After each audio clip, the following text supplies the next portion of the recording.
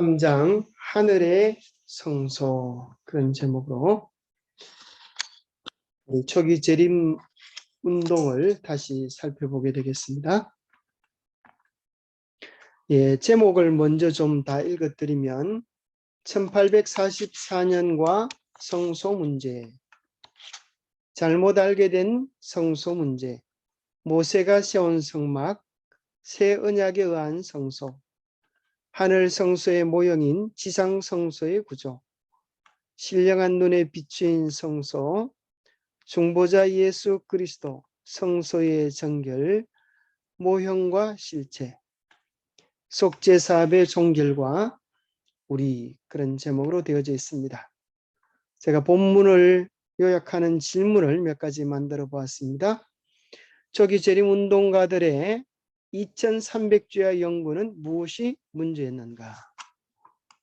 두 번째, 초기 재림운동가들은 성소를 어떻게 이해했는가? 첫 언약의 성소와 새 언약의 성소는 어떤 상관관계가 있는가? 성소를 정결케 한다는 진정한 의미는 무엇인가? 우리가 어떻게 또 성소 정결의 은혜에 동참할 수 있는가? 그렇게 한번 생각해 보면 좋겠습니다. 우리는 성소 정결을 위해 무엇을 해야 하는가? 자, 첫 번째 단락, 1844년과 성소 문제.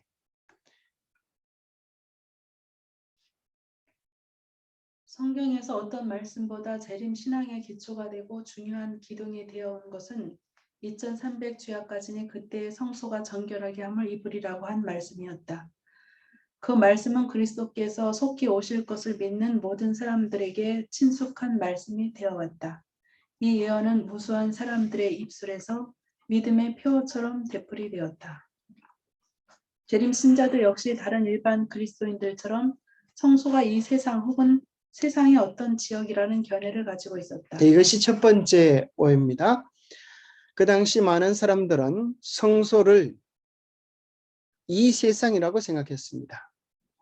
일반적인 많은 사람들이 그렇게 이해를 했었는데 우리 재림 신자들도 그렇게 받아들이면서 성소가 정결케 된다고 하는 것은 이 세상이 성소니까 예수님이 재림하셔서 세상의 불로 정결케 되는 것이라고 생각하면서 재림의 때라고 생각한 것입니다. 그런데 이제 두 번째 오해가 생겼습니다.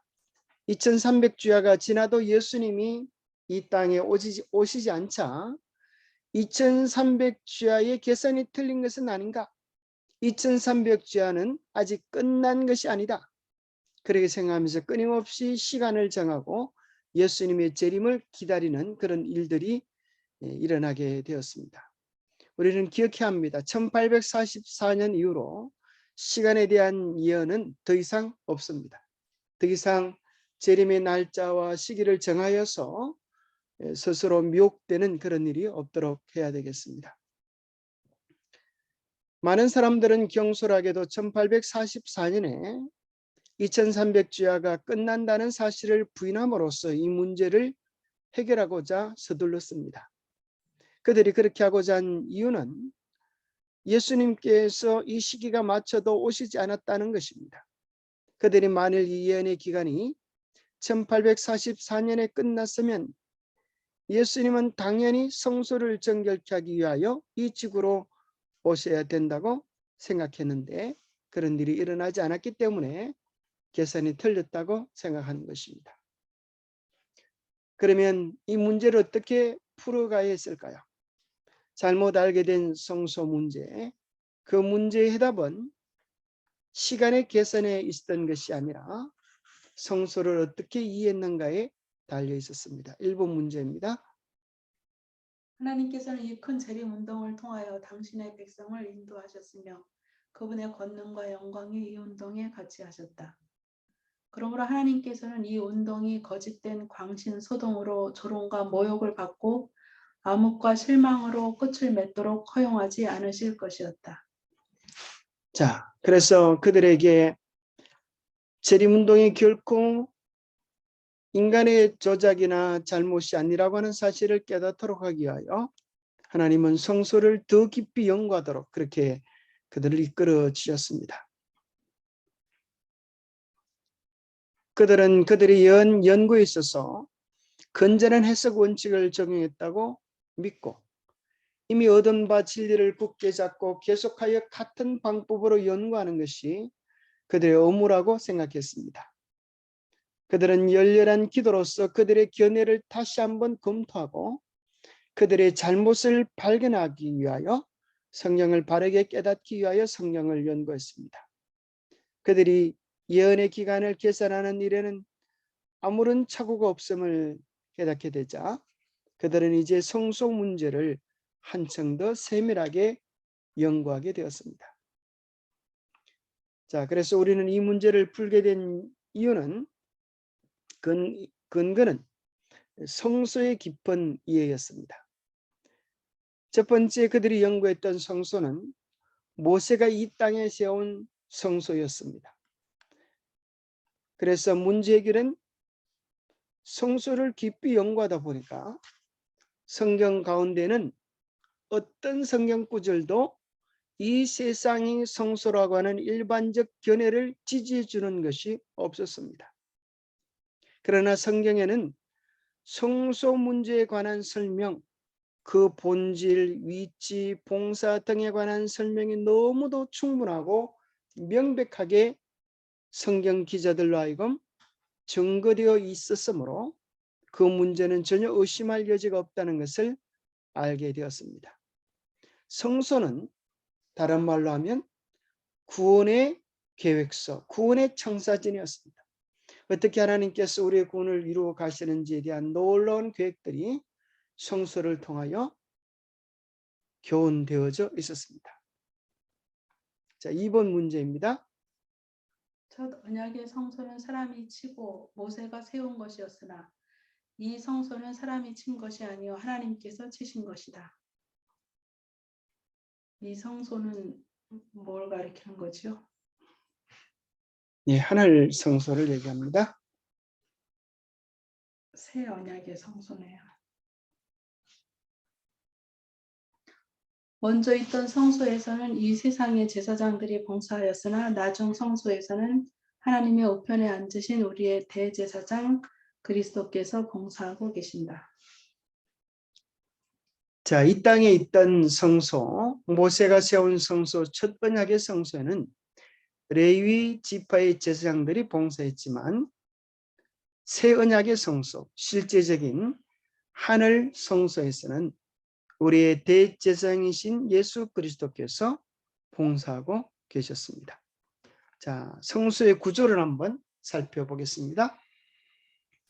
자, 성소에 들어가면 제일 먼저 만나는 곳이 어디입니까? 문제다. 그건 문이죠, 문. 응? 문을 제일 먼저 만납니다. 자, 이 성소가 크지만 문은 단 한 곳에 있습니다. 바로 그것은 유일한 생명의 문이신 예수 그리스도를 뜻합니다. 그래서 우리는 마음 문을 열고 예수 그리스도를 개인의 구주로 영접하면서 신앙이 시작됩니다. 자, 문을 통과한 이 죄인은 양을 한 마리 끌고 어디로 갔을까요? 바로 양을 잡는 곳으로 갔습니다. 바로 양을 잡는 곳으로 가서 양 머리에 손을 얹고 죄를 고백하는 것입니다. 내 죄를 양에게 전가시킨다는 의미입니다. 그리고 죄인은 칼을 들어서 양을 찌르는 경험을 하는 것입니다. 우리에게 있어서 정말 아픈 경험 가운데 한 가지는 내 죄 때문에 내가 예수님을 죽였다고 하는 깊은 깨달음을 얻는 것입니다. 나는 선하고 착하고 이 정도면 되는 줄 알았다고 생각했는데 바로 나의 죄 때문에, 내 죄 때문에, 내 죄가 예수 그리스도의 숨통을 끊었다고 하는 깊은 고통을 느끼면서 우리는 애통하게 되었습니다. 내 죄를 위하여 죽으신 예수님에 대하여 더 깊은 생각을 번제단으로 가면서 더 깊게 하게 됩니다. 번제단 위에는 그 양을 온전히 불사릅니다. 그러면서 둘째 사망으로 완전히 내 존재가 없어져야 되는 그러한 고통을 예수님께서 당하셨다고 하는 사실을 불타 없어지는 양을 보면서 불타 죽어야 할 죄인의 운명을 생각하고 우리를 위한 구원의 은혜를 깨닫게 됩니다. 내가 죽어야지만 대신 죽으신 예수 그리스도의 그 한없는 은혜를 깨닫고 예수 그리스도를 내 마음의 구주로 받아들이고 우리는 뜰에서 만나는 세 번째 장소 물두멍에 경험합니다. 물두멍은 우리에게 있어서 침례의 경험이고 회개의 경험이고 내가 습관적으로 알고 있던 죄된 행실들을 벗어버리고 새롭게 되어지는 경험입니다. 바로 이것이 뜰에서의 경험입니다. 그래서 성소를 평면도로 그려본다면 두 가지입니다. 성소와 지성소로 되어져 있고요.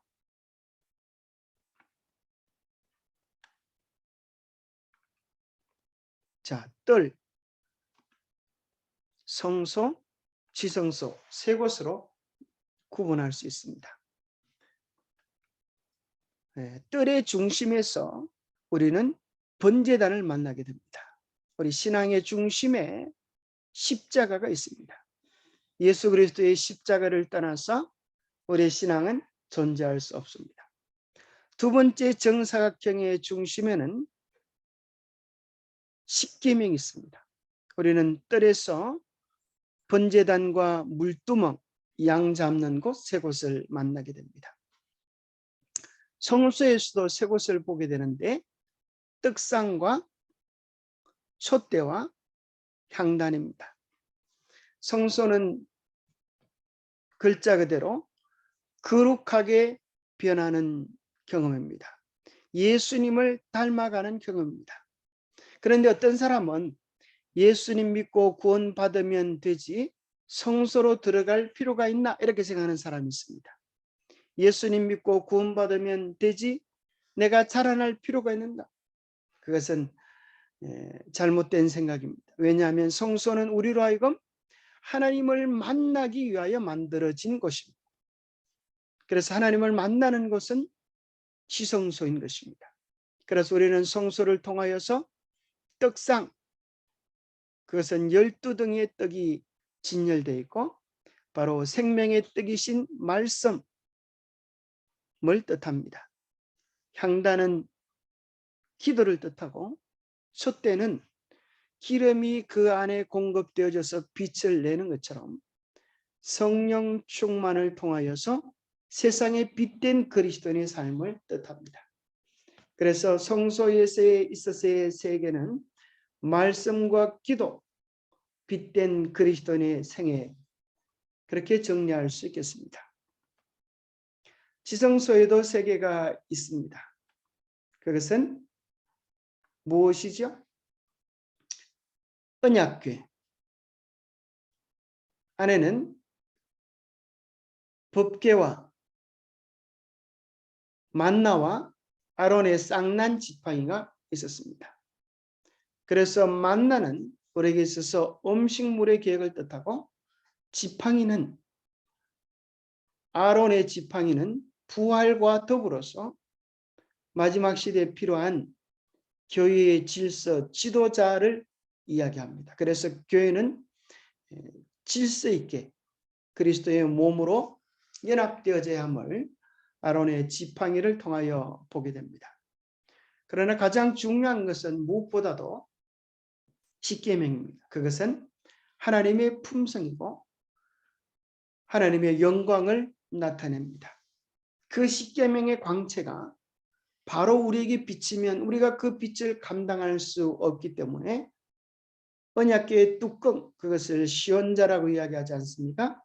은혜를 베푸는 주님의 장소를 통하여 우리는 하나님을 만날 수 있게 됩니다. 바로 그 앞에 그 위에 쉐키나라고 하는 하나님의 임재의 광채가 빛났습니다.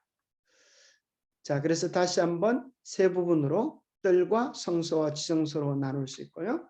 뜰에서 우리는 칭의를 경험합니다. 너는 하나님의 백성이 되었다. 흔히 구원의 확신 그렇게 얘기하는 것은 바로 뜰에서 경험하는 것입니다. 내가 하나님의 자녀가 되어지고 죄 용서함을 받은 경험을 이야기합니다. 그리고 성소는 성화, 거룩하게 되어지는 것입니다. 그리고 지성소를 통하여 우리는 영원을 경험하면서 우리의 품성이 주님으로 변하고 예수 그리스도의 재림을 통하여 우리가 온전히 주님을 만나서 이제는 다시는 썩어지지 않을 모습으로 변하는 죄의 존재 자체도 없어져 버리는 영화로움을 경험하는 것이 영화입니다. 그래서 칭의를 다른 말로 하면 죄의 본질로부터의 자유, 성화는 죄의 권세로부터 자유. 우리가 지금 죄의 권세로부터 자유로워지고 있는 그런 자라남을 경험하고 있죠. 이제 영화를 통하여 이제는 죄와 완전히 상관이 없는 죄의 존재로부터의 자유를 경험할 수 있습니다. 자, 그리고 이 성소의 모형 속에서 우리는 모든 것 속에서 이 모든 것의 중심이신 예수 그리스도를 바라봐야 합니다.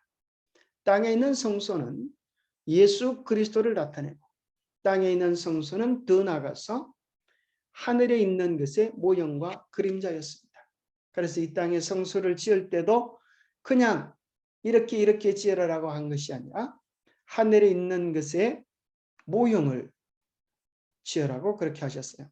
그리스도께서는 참 것의 그림자인 손으로 만든 성소에 들어가지 않으시고 바로 모세가 처음 성소를 지을 때부터 보이셨던 그 원형 성소에 우리 주님께서 들어가셨습니다.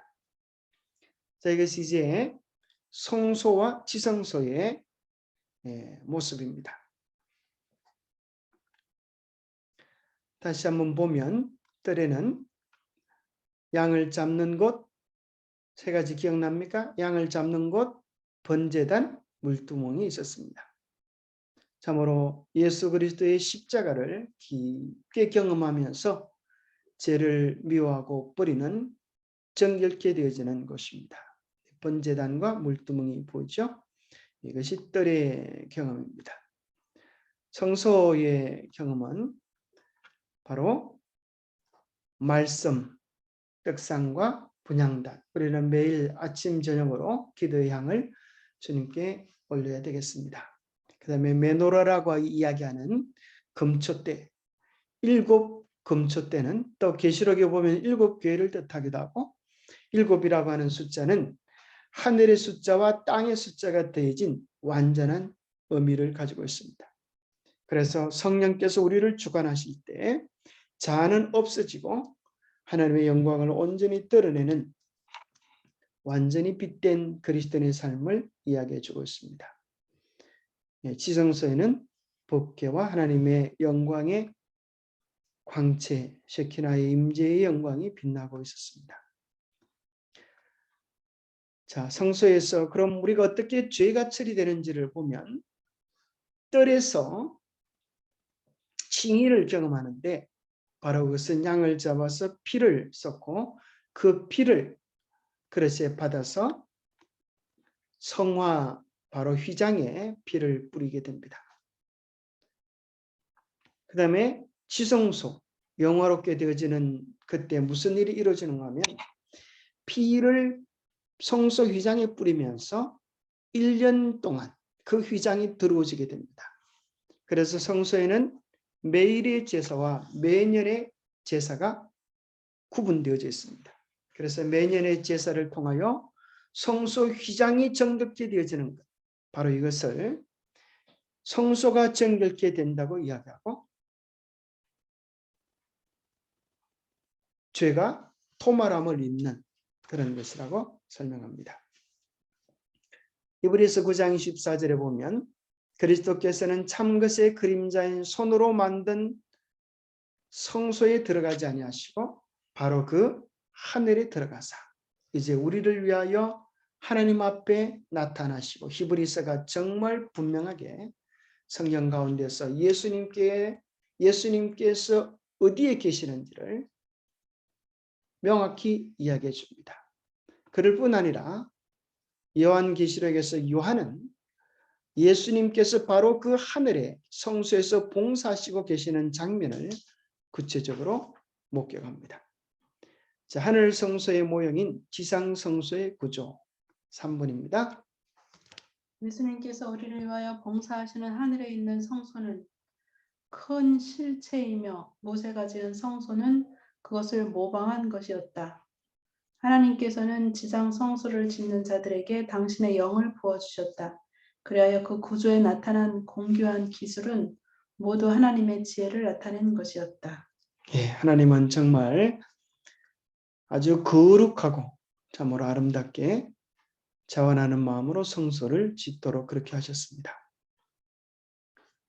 이와 같이 찬란한 지상의 성막은 우리 앞서 가신 그리스도께서 하나님 앞에서 봉사하시는 하늘 성소를 인류가 볼 수 있도록 해주신 것이다. 사람의 손으로 지은 것을 수종하는 자가 천천히요 시위하는 자가 만만이나 되는 만왕의 왕이 거하시는 곳. 예, 바로 이 지상 성막을 멀리서 본다면 해달의 가죽으로 덮였기 때문에 검은색이고 매력이 없습니다. 그러나 정말 성소 안에 들어가 보면 황금빛으로 찬란하게 빛나도록 그렇게 만들었습니다. 예수 그리스도의 품성도 마찬가지입니다.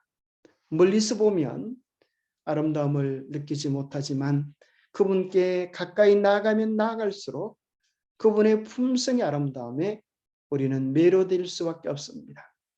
영혼이라고 하는 시간도 그분의 품성을, 그분의 사랑을 우리에게 다 묘사해 주기에 부족한 것을 깨닫게 됩니다. 그래서 마치 이스라엘 백성들이 광야에서 이게 무엇이야, 이게 무엇이야, 만나라고 하죠. 그렇게 얘기했던 것처럼 우리가 그리스도의 품성을 하나씩 하나씩 배워갈 때에 끊임없는 감탄사를 내뱉게 될 것입니다.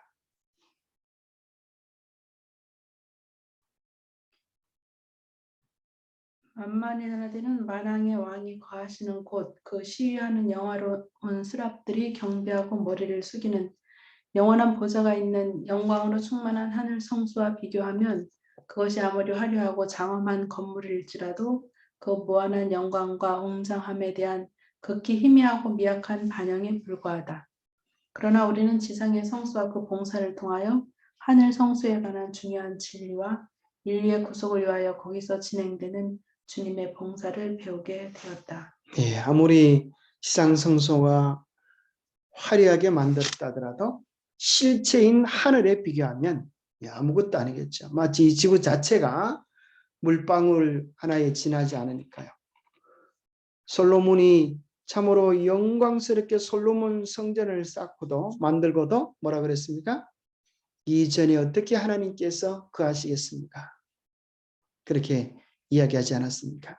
한 아이에게 하나님은 어떤 분이냐고 물었을 때 한 아이가 이렇게 말했다 그래요. 온 우주라도 하나님을 모시기에 부족하고 한 작은 아이의 가슴 속에도 예수님은 머무시기를 기뻐하시는 분이십니다. 그렇게 말을 했습니다. 예수님은 정말 겸손하셔서 어린 나이의 마음속에도 오시기를 좋아하시지만 그분의 영광은 온 우주도 감당하기 어려운 분이십니다. 신령한 눈에 비추인 성소. 우리는 요한계시록에서 성소를 중심으로 계시들이 이루어졌던 것을 보게 됩니다. 그래서 7 촛대 사이에 계신 예수 그리스도의 모습이 어디에 나오고요? 7 교회에 보내는 기별로 나오죠. 하늘 성소는 지상 성소를 통하여 두 칸으로 되어 있는 것으로 나타나 있다. 사도 요한이 계시 중에 하늘에 있는 하나님의 전을 보도록 허락되었을 때 그는 거기서 7 등불 켠 것을 보았다. 그는 또한 한 천사가 금향로를 가지고 많은 향을 받고 모든 성도의 기도들과 합하여 보좌 앞 금단에 놓는 것을 보았다. 여기에서 선지자는 하늘에 있는 성수의 첫째 칸을 보도록 허락되었다. 예, 이 일곱 등잔, 그 다음에 또 하나님의 보좌가 계시록 4장 5장에는 공개되었습니다. 그리고 일곱 재앙이 나오는데 일곱 재앙은 바로 하나님의 언약궤가 공개되어지면서 하나님의 계명에 대하여 반대하고 반역했던 자들에게 쏟아지는 재앙이라고 하는 사실을 깨닫게 됩니다. 그리고 그는 거기서 일곱 등불 켠 것과 향단을 보았는데 그것들은 지상 성소에서 금등대와 향단으로 표시된 것들이었다. 요한은 또한 하늘에 있는 하나님의 성전이 열리는 광경을 보았다. 그는 그때에 휘장 안에 있는 지성소를 보았다. 그리고 그는 지상 성소에서 하나님의 율법을 넣어두기 위하여 모세가 만든 거룩한 법궤로 대표된 언약궤를 보았다. 예, 우리가 이제 나중에 하늘에 가면 그 영광스러운 성전을 보게 될 것입니다. 그리고 그 하늘의 언약궤 안에 언약궤 하나님이 만드신 십계명이 있는 것을 보게 될 것입니다. 이와 같이 그 문제를 연구하고 있던 사람들은 하늘에 있는 성수의 존재에 대하여 도무지 부인할 수 없는 증거를 발견하게 되었다. 모세는 자기에게 보여진 식양을 따라 지상 성소를 지었다. 바울은 그 식양이 하늘에 있는 참 성소라고 가르쳐준다. 그리고 요한은 하늘에 있는 성소를 보았다고 증거한다. 자, 그렇죠. 모세는 하늘에 있는 성소를 보고 그 모양대로 지상 성소를 지었고 바울은 히브리서를 통하여 하늘에 계신 예수 그리스도 바로 하늘 참 성소를 얘기해 주고 있고 요한은 그 계시들이 하늘 성소에서 나왔다고 성소에서 사역하고 있는 예수 그리스도의 실제적인 계시적 장면을 이야기해 줍니다. 하나님이 계신 하늘 궁전의 보좌는 의와 공평이 그 기초가 되어 있다. 지성소에는 위대한 의의 원칙, 곧 전 인류의 심판의 표준이 되는 하나님의 율법이 있다. 율법의 돌판을 넣어둔 법궤는 속죄소로 덮여 있고 그리스도께서는 그 앞에서 당신의 피를 가지고 죄인을 위하여 탄환하고 계신다.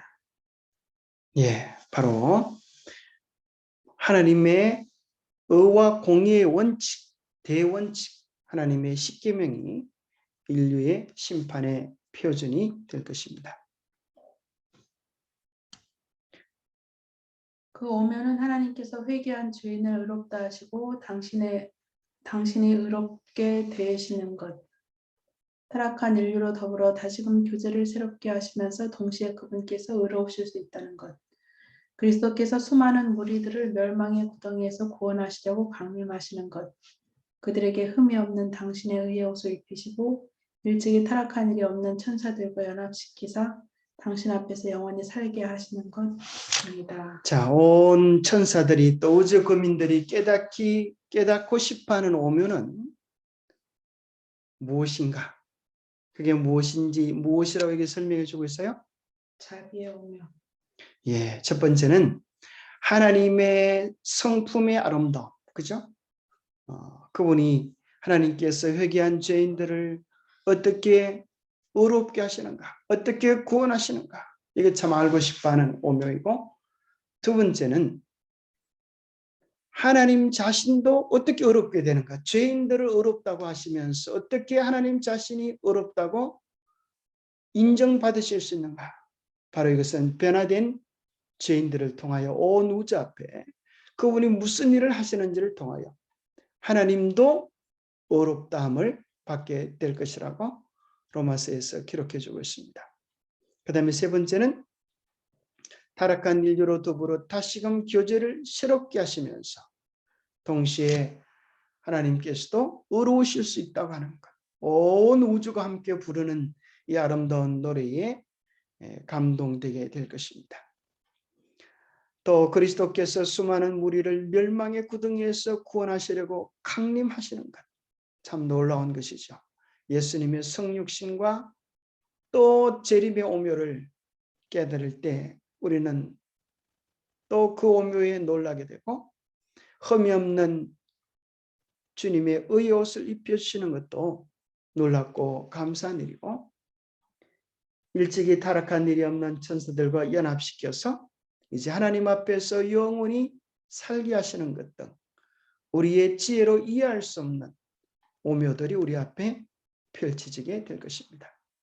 자, 하늘에 가면 정말 신비하고 놀라운 오묘들이 무수히 많이 있을 것입니다. 중보자 예수 그리스도. 그 가운데 우리의 가장 큰 힘이 되는 것은 죄 많은 우리를 위하여, 연약한 우리를 위하여 예수님께서 친히 중보해 주신다고 하는 사실입니다.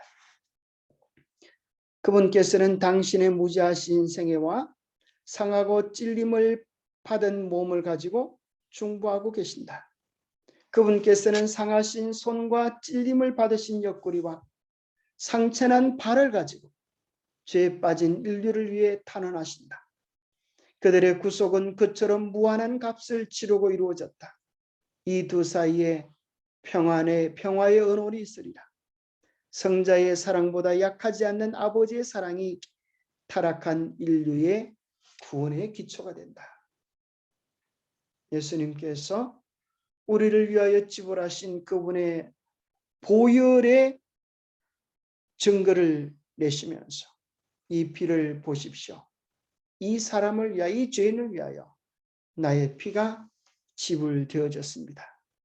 나의 어려운 삶을 보시고 이 사람의 죄 많은 삶을 용납해 주십시오.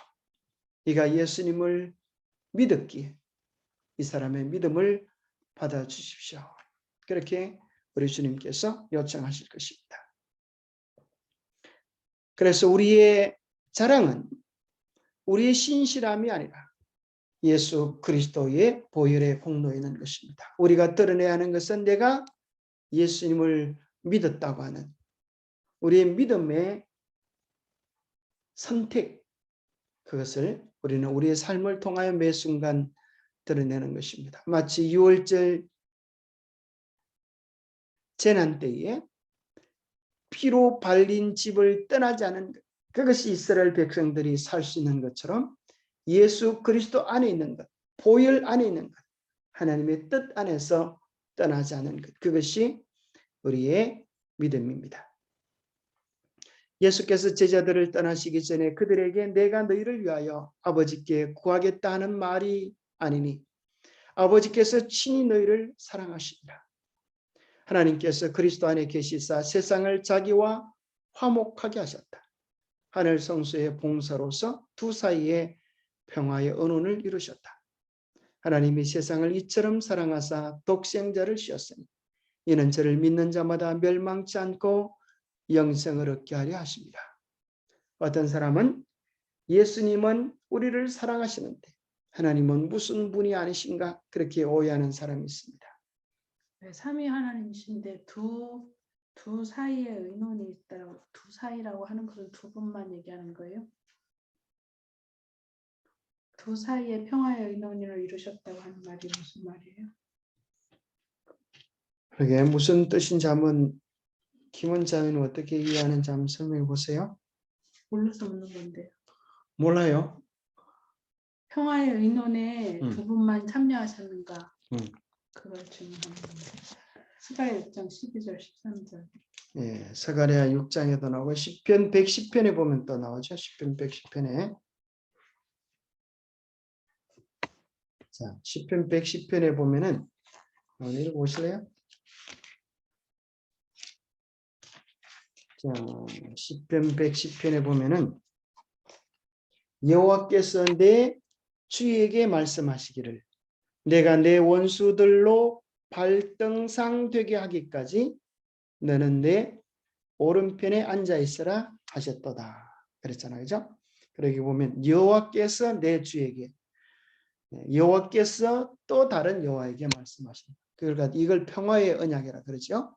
두 분은 이사야서에 보면 예수 그리스도를 향하여 뭐라고 말씀하시는가 하면 영존하시는 아버지라 그래요. 근데 여호와 정인들이 이제 이걸 오해하여서 예수님은 아들이고 아버지 하나님은 영원히 아버지다. 그래서 예수 그리스도는 피조된 존재다. 그렇게 이해를 합니다. 그러나 그것은 잘못된 것입니다. 여기 바로 하나님께서 언언하시는 것이 나오시고 여호와께서 또 다른 여호와에게 말씀하시기를 너는 내 원수들로 발등상되게 하기까지 너는 내 오른편에 앉아 있으라. 바로 그래서 그분은 우리가 하나님의 아들이라고 하는 사실을 알도록 하시기 위하여 히브리서에 보면 또 다른 더 아름다운 이름을 받으셨는데 바로 그것이 아들입니다. 아들이라고 하는 이름을 통하여서 성자라고 하는 이름을 통하여서 우리가 그분의 아들 되심을 보여주기 위하여 오신 것입니다. 내가 하나님의 아들이듯 너희들도 나를 마음의 구주로 영접하면 하나님의 아들이 되리라 하시는 놀라운 평화의 언언이 나오죠.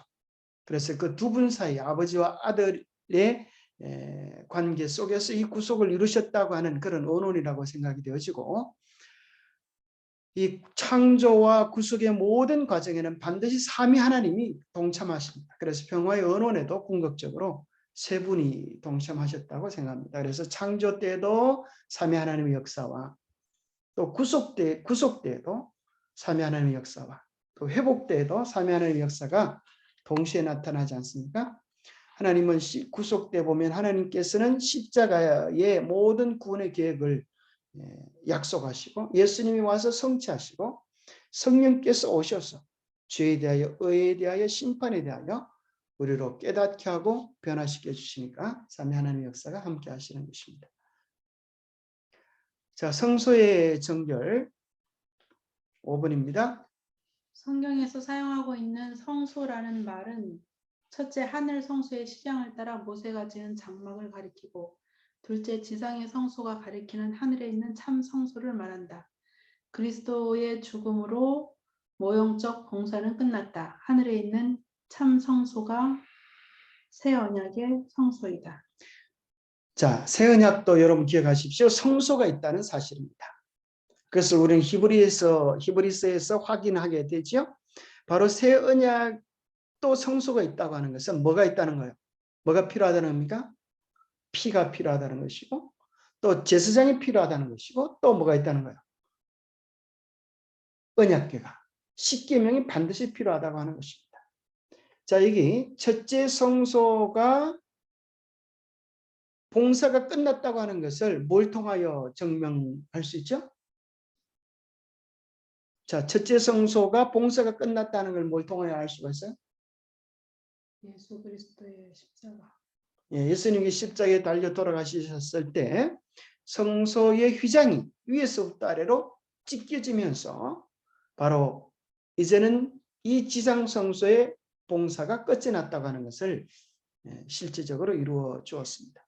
근데 그 당시 사람들 왜 세상을 성소라고 생각해갖고 다니엘서 8장 14절을 연구하면서 2300주야까지 그때 성소와 정결하게 하리라. 그 성소의 개념을 왜 세상이라고 생각했을까요? 그 사람들이? 예, 그러게요. 참 왜 그런지 저도 잘 모르겠습니다. 희한한 일이네요. 예, 혹시 뭐 깨달은 게 있습니까? 잘 모르겠어요. 왜 그러지? 보편적으로 이렇게 이해되어지는 잘못들 있잖아요. 우리가 흔히 생각하기에 이제 십자가의 강도 중에 어떤 강도가 오른쪽의 강도가 예수님을 부인했습니까? 왼쪽의 강도가 예수님을 부인했습니까?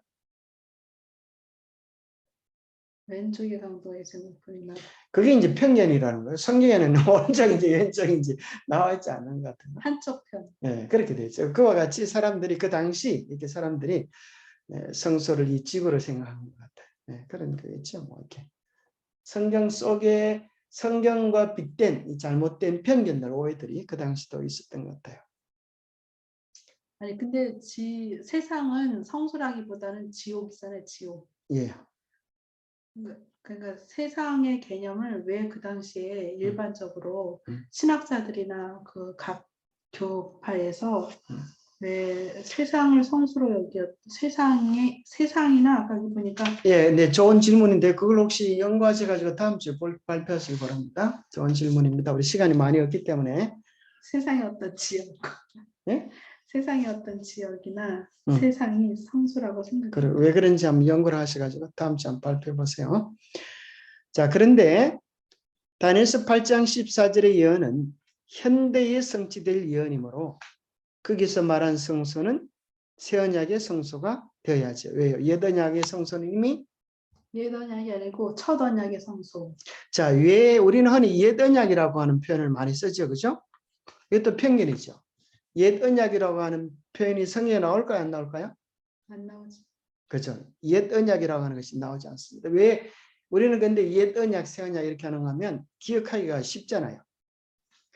그런데 옛 언약이라고 하는 표현은 안 나오고 첫 언약이라고 나옵니다. 자, 왜 첫 언약, 그러면 첫 언약과 옛 언약은 어떤 뉘앙스의 차이가 있을까요? 첫 언약과 옛 언약. 첫 언약이 옛 언약 아니에요? 네, 같은 건데 그 말의 그 차이를 찾아보라면 뭐 어떤 게 있을까요? 네, 아무 생각이 없는 모양인데요. 제가 설명을 해보겠습니다. 자, 그럼 옛 언약은 느낌이 뭐예요? 옛날 거다, 지나가 버린 거다 이런 의미를 가지고 있어요. 그러니까 첫 언약이라고 하는 것은 첫 번째 다음에 두 번째가 있잖아요. 첫 번째를 모르면 두 번째를 알 수가 없는 거예요. 그러니까 기초라는 그런 의미가 있는 것 같아요. 그래서 첫 언약을 똑바로 알지 못하면 새 언약도 알 수가 없다는 거죠. 왜냐하면 땅에 있는 것을 통하여 하늘의 것을 알도록 우리 주님께서 미리 주셨기 때문에, 마치 그것을 우리나라 사자 성으로 말한다면 온고이 지신이다 이렇게 말할 수 있죠. 옛 것을 배우고 그 기초를 통하여서 새 것을 이렇게 첨가해 나가야 되는데, 옛 것을 무시해 버리고 새 것만 배운다면은 마치 밑 빠진 독에 물 붓는 것처럼 지식이 이렇게 쌓여지지 않을 것 같습니다. 자, 2300주야가 끝나는 1844년에는 여러 세기 전부터 지상에 이미 성소가 없었습니다. 그러므로 2300주야까지니 그때의 성소가 정결하게 함을 입으리라고 한 예언은 바로 하늘에 있는 성소를 가리킨다고 하는 것은 의심할 바 없다고 생각됩니다. 그렇다고 하면 성소 정결이 도대체 무엇이냐는 중요한 의문이 해답되지 않은 채 남아 있습니다. 구약 성경은 지상 성소와 관련하여 성소를 정결하게 하는 봉사가 있었던 것을 말합니다. 그러면 하늘 성소에도 정결케 할 무엇이 있었을까요? 히브리서 9장에는 지상 성소와 하늘 성소의 정결에 대하여 분명히 가르쳐 줍니다. 율법을 쫓아 거의 모든 물건이 피로써 정결케 되나니 피 흘림이 없은즉 사함이 없느니라. 그러므로 하늘에 있는 것들의 모형은 이런 것들로서 정결케 할 필요가 있었으나 하늘에 있는 그것들은 이런 것들보다 더 좋은 제물로 할지니라. 좋은 제물은 그리스도의 보혈이다. 모형과 실체에 있어서 둘 다 정결하게 하는 일은 피로써 하는데 먼저 것은 짐승에 필요할 것이요 나중 것은 그리스도에 필요해야 한다. 자, 흔히 이제 우리 하늘 성소의 교리를 반대하는 일반 신학자들이 이렇게 말해요. 하늘에 뭐가 있는데 하늘 성소가 더러워진다는 소리냐? 그렇게 이야기합니다. 그러나 히브리서 9장 22절 23절에 보면 분명히 이야기하지 않습니까?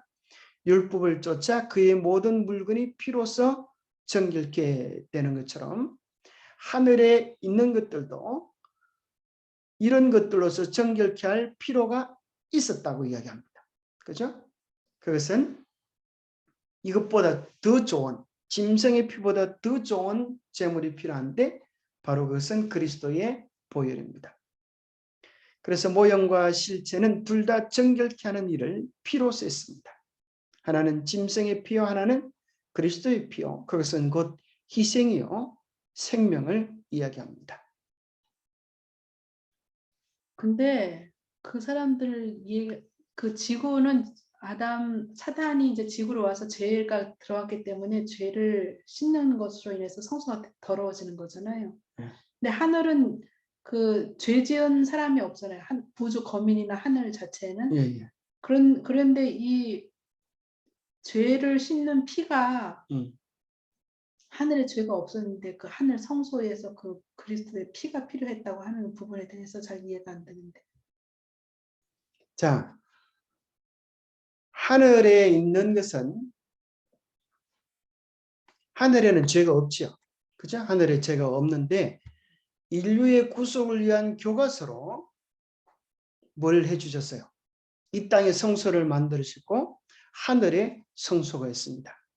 그러면 여기 더러워졌다라고 하는 것은 뭘 이야기하는가 하면 실제적으로 저는 이제 생각해 보니까 두 가지로 이해할 수 있겠어요. 첫 번째는 자, 엄마가 아이를 사랑하면 아이가 엄마를 기쁘게 하기 위해서 재롱도 떨고 또 재주도 부리고 엄마 앞에 웃습니다. 그럼 엄마 마음이 어때요? 기쁘죠. 기쁘죠. 근데 반대로 아이가 말을 안 듣고 애를 먹이면 엄마 마음이 어떻겠어요? 안 기쁘죠. 슬프겠죠. 그죠? 그 아이는 엄마 마음속에 들어올 수 없는데 어떻게 엄마 마음을 아프게도 하고 기쁘게도 해요? 사랑의 관계 때문이죠. 그래서 우리의 죄와 아픔이 누구의 마음을, 그리스도의 마음을 아프게도 할 수도 있고 또 뭐하게도 할 수도 있어요. 기쁘게도 할 수가 있어요.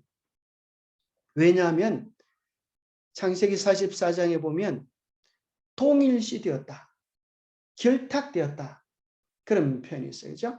누구의 생명과 누구의 생명이. 막내인 베냐민의 생명과 아버지 야곱의 생명이 하나로 연결되어 싸우니 그런 표현이 나옵니다. 우리의 죄 때문에 하나님의 마음이 아프시기도 하고 또 그렇지 않을 수도 있다는 거예요. 그리고 그런 하나님의 가슴적인 측면에서 이해하면 어떨까 생각이 돼가지고 두 번째는 분명한 죄의 기록이 하늘에 있다는 거예요. 그게 죄의 책이라는 거죠. 그래서 우리가 죄를 지을 때마다 하늘에 죄가 기록이 되어진다는 거예요. 그리고 죄가 이제 나중에 다음 시간에도 나오지만 우리가 죄를 고백하고 용서를 받으면 매달 이게 줄이 끄어지고 죄 용서 받은 씀에 대한 이렇게 표시가 됩니다. 그런데 죄의 기록 자체가 완전히 다 도말되지는 않습니다. 바로 이 도말되는 것이 성소가 정결케 되는 것이고 이게 죄에 대한 기록들 이것이 바로 하늘을 더럽히는 그런 것이다 생각. 그래서 성소가 정결케 될 때 무슨 일이 벌어지는가 하면 우리의 죄가 도말되든지 하늘 생명책에서 우리의 이름이 도말되든지 둘 중에 한 가지가 도말되는 일을 우리가 해야 한다고 하는 것을 나중에 이제 배우게 됩니다.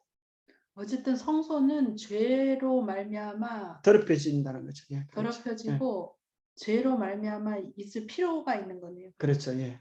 그러니까 그 하늘에 있는 성소나 땅에 지은 성소는 죄로 인해서 임시로 죄의 문제가 해결될 때까지 죄의 문제가 어떻게 해결해 가는지에 대한 과정을 설명하기 위해서 하나님께서 도안해낸 하나의 방법이었나요?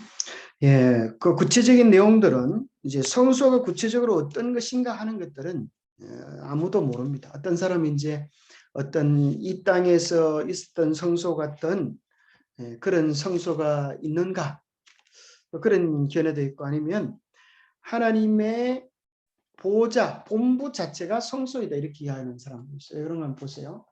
예수님이 지금 우리 죄 용서를 중보를 하시다가 또 우주를 통치하기 위하여 또 왕의 옷을 입으실까요? 이 두 가지를 한꺼번에 막 이랬다 저랬다 그렇게 하시기는 좀 번잡하지 않으시겠어요? 그래서 보좌라고 생각하고 또 요한계시록에 보면은 이제 하늘에는 성전이 바로 곧 예수님이다. 그런 표현도 나옵니다. 마시오. 이 죄가 다 끝난 것이 돼서. 그래서 구체적으로 무엇이라고 단정 지을 수는 없지만은 성경에 있는 분명한 말씀을 통하여 하늘 성소는 있고 또 그 구속의 사역을 이루어가는 장소는 있다 하는 것을 확인하게 됩니다. 성경 말씀을 통하여. 그래서 사도 바울은 이와 같이 정결하게 하는 일은 피로써 해야 할 이유가 있다고 말하면서 피 흘림이 없은즉 사함이 없다고 분명히 이야기해 주고 있습니다. 자, 지상 성소에는 두 가지 일이 있는데 하나는 매일의 성소이고 하나는 매년 매일의 봉사. 매일의 봉사에 관한 매년의 봉사가 있습니다. 대제사장은 매년의 봉사 때 지성소에 들어가서 특별한 속죄 행사를 행합니다. 죄를 뉘우치는 죄인은 날마다 그의 죄물을 성막의 문으로 가지고 와서 희생제물의 머리에 자기의 손을 얹고 죄를 고백함으로 그의 죄는 상징적으로 자기 자신에게서 흠없는 희생제물로 옮겨지게 됩니다. 이스라엘 자손의 부정과 그 범한 모든 죄로 인하여 지성소를 위하여 속죄하고 또한 단을 위하여도 속죄가 이루어져야 했으므로 이스라엘 자손의 부정에서 단을 성결케 할 것이라고 레위기에서도 분명히 기록해 주고 있습니다. 단을 성결케 할 것이라고 하는 16장 16절 19절을 통하여서 성전이 단이 부정케 되는 것을 확인하게 됩니다. 대제사장은 1년에 한 번씩 대속죄일에 성소를 정결케 하기 위하여 지성소로 들어갔습니다. 이 봉사로 말미암아 1년간 매일 행한 봉사가 완결되는 것입니다. 이 속죄일에 2마리의 염소 새끼를 성막으로 끌고 와서 그 둘을 제비 뽑아 한 제비는 여호와를 위하여 한 제비는 아사셀을 위하여 하게 되어 있습니다. 여호와를 위하여 뽑힌 염소는 예수 그리스도를 상징하는 것으로 인류를 위한 속죄 제물로 죽임을 당하고, 아사셀을 위하여 선택되어진 이 염소는 사단 마귀를 상징합니다. 그래서 궁극적으로 모든 죄에 원흉되어진 이 마귀에게 죄책이 주어지고, 이 마귀는 다시는 광야에서 여기 보여지는 이 그림처럼 염소를 벼랑에 내몰아서 다시는 돌아오지 못하도록 그렇게 합니다. 그래서 바로 천년기에 죄값을 지고 완전히 멸망할 죄에 온용된 사단을 상징해 주고 있습니다. 자, 모형과 실제 7번입니다. 그 모든 의식은 이스라엘 자손들로 하여금 하나님의 거룩하심과 주님께서 죄를 가증히 여기심을 깊이 깨닫게 해줄 뿐 아니라 또한 죄와 접촉하면 반드시 부정하게 된다는 것을 나타내 보이기 위한 것이었다. 예, 참으로 이스라엘 백성들은 축복받았습니다. 그들의 모든 예식, 생활, 문화들 속에 하나님께서 어떠한 성품을 가지고 계시는지, 또 죄를 얼마나 미워하시는지를 깨닫고 보게 하셨습니다. 특별히 이 부분 좀 읽고 마치겠습니다. 이 아주 중요한 부분인데요. 바로 지금이 속죄 사업이 진행되는 동안이기 때문에 그렇습니다. 이 속죄 사업이 진행되는 동안에는 실제로 이스라엘의 학생들조차도 학교를 가지 않고 직장을 가지 않고 이 대속죄일 기간을 가장 엄숙하게 보낸다고 합니다. 각 사람은 통회하고 마음을 괴롭게 하여야 했습니다.